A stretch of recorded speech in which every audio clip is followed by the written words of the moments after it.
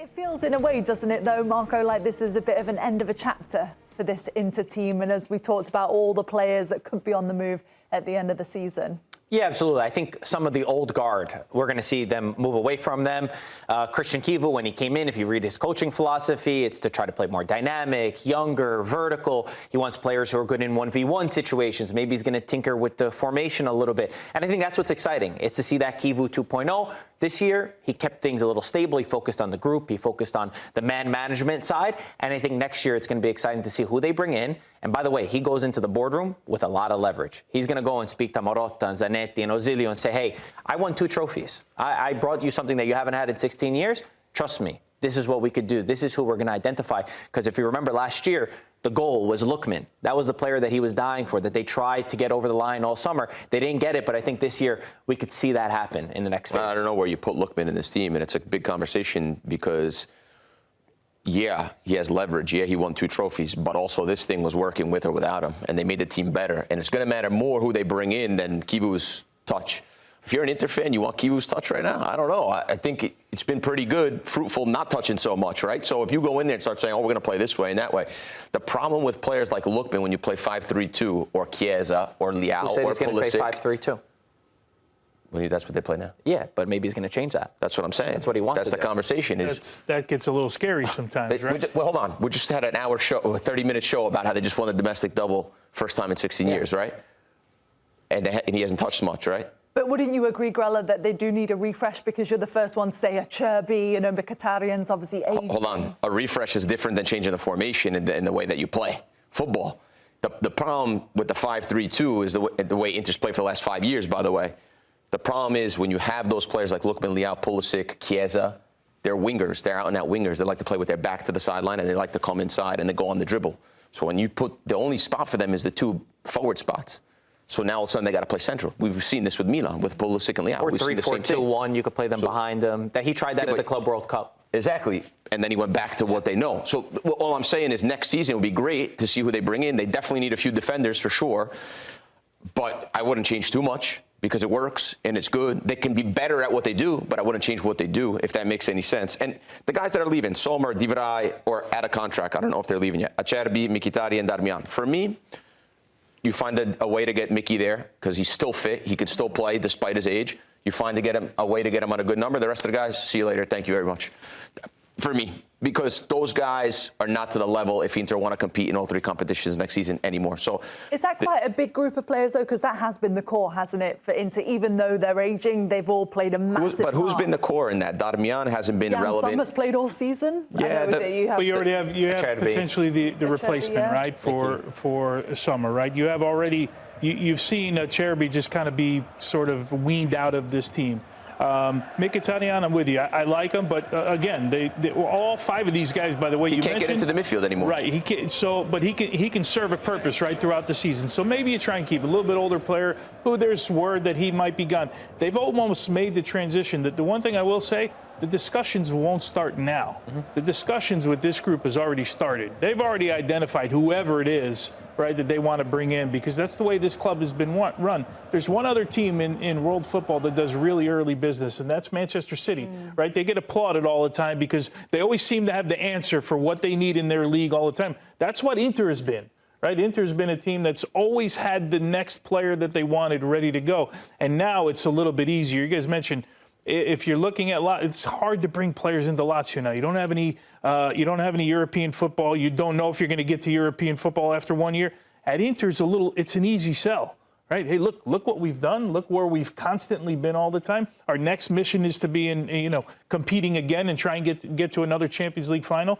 So it's easier to bring players into that scenario. If I'm Inter and Sommer is leaving, the goalkeeper, I'd handcuff him to Enrique and handcuff them together and put them both together out and try to replace them, because Enrique is not the answer for Dumfries. We saw so many opportunities at the highest level. What Inter want to do and compete at the highest level, you only get so many opportunities. He's had so many opportunities and just for me, doesn't look comfortable with the ball, doesn't doesn't create enough. Summer too. I mean, this is a guy that got you to the Champions League final. No, if Sommer's leaving, leaving, right? We know he's maybe he drives the car. Yeah, 2 for 1. Handcuff him to Enrique. It's better than what he normally says. Normally, it's like slingshot them to wherever they're on their way. Enrique's not Inter's level. End of the season. A little nicer. Is it nice, though, as a player, to celebrate with the group that's got you there? Do you always remember your teammates more when you win a trophy, Tony, than when you don't? You do. And the one thing you remember at the end of every season, doesn't matter what club, doesn't matter if you're Lazio, Inter Milan today, next year's always going to be different. There's always going to be new players. There's no team that ever stays. Every single guy is there, and oftentimes the managers, right? And but you remember, 20 years from now, these guys are going to be. Remember 2026? We won the double. Only third team ever to do it. This is, when you win things, that there's always that bond. Mm-hmm. And you were just saying as well, what a crazy stat for Cristian Chivu, because he's given himself so much potential now and really solidified himself. Yeah, he's the only player and coach to win the Scudetto and Coppa Italia both in the same season as a coach and a player, which is pretty incredible to do that. And again, a year ago, if we're all sitting at this desk and you said that Chivu was going to do it, nobody would have expected. Nobody expected Inzaghi to leave, number one, but nobody expected the coach of Parma at the time, despite being in the youth system, would be able to do this and have such an impact. And he's a fantastic person. You talk a lot about when you were able to meet him, but I've heard from the amount of people that I've heard that know him personally and say how intelligent he is, how educated, how great of a person he is. So it's nice to see him get this over the line. It's so true. It feels like he's got an amazing balance of being a great man manager, but the tactician. Here he is with Jose back in 2010 when they did win the treble. Doesn't seem that long ago, does it? We had him here. We interviewed him on one of our morning shows here at Paramount, Morning Footy. And what a great guy to talk to. You could tell his ideas. When you understand in an interview what the ideas are, there's a real clarity in the way that he wanted to go about his business, right? And real clarity. So when you're a player, the last thing you need from a manager is like confusion all the time. Right? How many guys you feel like you come out of a meeting and like, okay, you just spent an hour and I still don't know what to do, right? And it seems like it's really clear. But remember, he has this history at the club, so he understood the DNA from first as a player, but then he was at the club in the youth system. And basically those systems are following each other all through the youth academy. And I think what he's done, and he does it in a different way, by the way. Inzaghi was a fiery guy, screaming and yelling all the time. And so to come in and sort of do it his way, he's starting to put his mold on that touchline. One other thing that he does that's so impressive is he has not made this about him at all. We're in a country that the coach is usually the protagonist. The coaches get more love than the players, right? It's like, oh my God, we got Conte, we got Allegri. Cristian Chivu points to the players. He goes, it's them that have done the job. So I think also as a player, you just must absolutely love to play for him. His interviews, I urge you to listen to what he says in an interview. He takes ownership for everything. He never puts the blame on anybody else. And you're gonna see pictures of the trophy lift from this Coppa Italia. I don't know if you noticed. You're never going to see. Never going to see Chivu. And I don't know if you noticed, he walked off stage. He did it with the Scudetto as the players were lifting up the trophy, right? Because he clearly wants it to be about the players. Yeah, and how many managers can you say that about? Not many that don't enjoy being. Look at that. There he is, Tony. You won't see him in the picture, right? Do you like that? Do you respect a manager even more when that happens?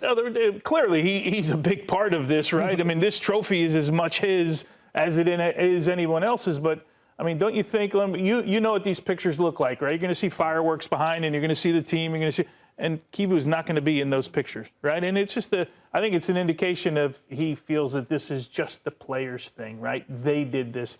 Managers do it in different ways. This just happens to be his way, and I respect that. What can you say about Inter? They're head and shoulders above everyone else. They have a double-digit point lead over anyone in Serie A. They just dismantled Lazio, and it's the way that they played in the same consistent manner throughout. They didn't change their style when they were up 2 goals. They kept bullying Lazio. They said, no, you're going to sit back in your own half and you're going to enjoy it. You are not going to move from this position. You will never have the ball. We won't give you an inch. And this is what Chivu told us. Chivu told us that his change, taking over from Simone Inzaghi, was more pressure, more modern football, constantly choking teams in their own half and not letting them breathe. Because the second that you invite the pressure, that's often when teams can mount a bit of a comeback. And there was never even, I think, a sniff until Boulaye Dia came on and he had a half chance. We could all feel that there was no chance that Lazio were going to come back in this one.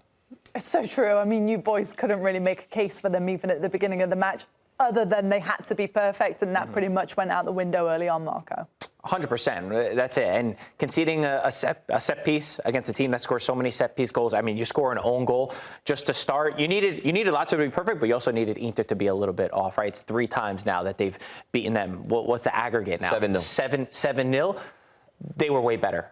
It was night and day. Lazio's season, we could talk about forever. On the midfield, though, the thing that I love about Inter's midfield, they all have a technical ability, an incredible technical ability. Everybody can do a little bit, and Sucic has grown throughout the season.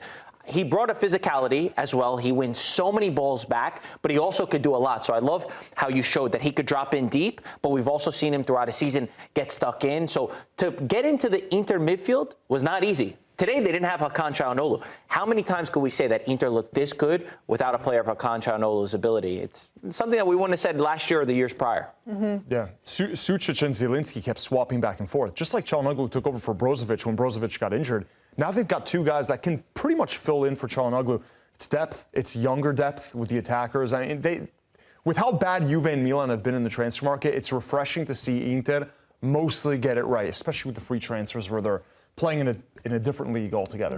And as good as Inter's been, unfortunately, we were talking about Lazio and where this leaves them for next season, potentially with no manager, no European football, and a lot of players that probably hope that they're out the door, which is harsh to say. Is this rock bottom for Lazio? Well, fans are already down. You just got them even more depressed. I mean, that's accurate, sadly, Poppy. I mean, Lazio, you don't think of them as a mid-table club. In the COVID season, they were almost there challenging Juventus for the Scudetto. How far they've dropped. And you know what's crazy? They have no project. I mean, how could they go into the second half of the season with a striker from the Austrian league that the coach said, I don't know who this guy is? Like, what are they thinking? They don't have any established striker on the team. They have no one that Sarri can even remotely trust, so he's been forced into playing Nozin out of position or Daniel Maldini out of position. This is not the way to run a club into a European position. They're doing everything the wrong way, and they keep losing their best players. Immobile is gone. Luis Alberto's gone. Sergio Milinkovic-Savic is gone. They sold Guendouzi. Nearly lost Romagnoli in the final day of the transfer market in January. Would have been a disaster. I can see why Sarri's been really peeved this season. Peeved would be an understatement. I think even Sarri coming out and saying, I don't even know who this player is also a statement in itself, isn't it, Grell? Because maybe if things were better at the club, he would say, OK, this is just going to be a player that we've got, you know, that's going to potentially play a factor in our team. But to come out and say, I don't know how to say his name, I don't know where he's going to play. Yeah, I think he's making it obvious that he's basically not bringing the players in and he has no say in it. And it's very unfair to the group, to the fans, everything else. Marco and I had an interesting conversation the other day about these clubs in the middle of the table, about Bologna, Lazio. Lazio finished second not long ago, right? Fan base, incredible. Everyone's like, wow, we're in second, going to Champions League. Probably they'll score a goal, by the way, in that Champions League. But anyway, to go to Champions League football, right? They overachieved with the team they had. They had some real champions in the team as well. Now, the next step is if you do well, more investment. You got to pay more players. You got to get more players. You got to spend more money. Bologna had the same issue. Oh, Champions League, amazing. Oh, my God, here we go. But now you're entering into a level of football that you really don't belong in. It's not your bread and butter, right? So these clubs are in a challenge for how well do we want to do. They don't want to do too well because they can't. It's expensive to do well. And they don't want to do what they're doing now. So you've got to find that balance. I think Lazio have totally lost that balance at this point in time. But it is a delicate thing for these clubs that really, do they really want Europe? Yeah, you want the paycheck, but then you have to invest to be able to compete and stay at that level. It's a tricky way to navigate it. There's a team I've spoke to, I can't say the team, that the president said, you're full of secrets. I don't want to go to Europe because that would cost me too much. I'm much more happy in a mid-table position. This is true. This is a reality. Mike knows. You know, I know the fans don't want to hear that. I don't want to hear that as a football. I want to see the best football. I want to see the best players play. But this is a reality of the business.